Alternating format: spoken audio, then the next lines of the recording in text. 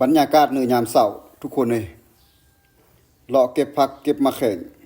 อยู่บ้านคอยนี่คืนมะแข่งเขือนี่เนาะมะแข่งนี่ก็มีหลายมะแข่งเลยอันนึงเป็นมะแข่งขม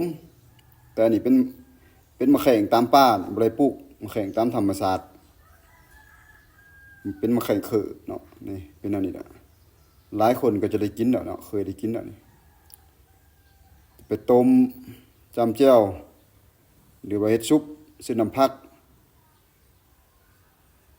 แต่ละคนมักต่างกันเนาะเวลาเขาแต่งอาหารอันนี้จะเป็นเฮ็ดตามธรรมชาตินี่แหละมันค้อนไม้โลกโลมอยู่กลางดินนี่อันเดี๋ยวออกอยู่บ้านค่อยนี่เขาเอิ้นว่าเฮ็ดกลางปูหมูอันนี้กินได้เด้อพี่น้องเด้อเอามื้อเฮ็ดมกหรือเฮ็ดแกงก็ได้เฮ็ดกลางปูหมูแต่มันเป็นค้อนไม้โลกอยู่น้ำดินนี่ครับเจ้าก็สิเก็บเอามื้อนี่เป็นอันนี้ล่ะมีแต่แมงกัดแมงตอมเลาะชมธรรมชาติยามเช้าสอหาเก็บผักเก็บมะแข่งอันนั้นเป็นลอกฟักหมาแล้วนะลอกฟักหมาลอกกอซอยหมา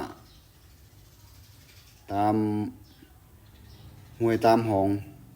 ตามไห่ตามสวนทุกคนเลยฝากทุกคนเลาะชมบรรยากาศในยามเช้ากลางไห่กลางสวน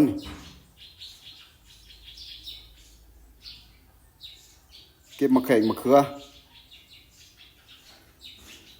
นี่อ่อนดีมะแข่งนี่นะยังอ่อนดีทุกคนบรรยากาศดีในยามเช้า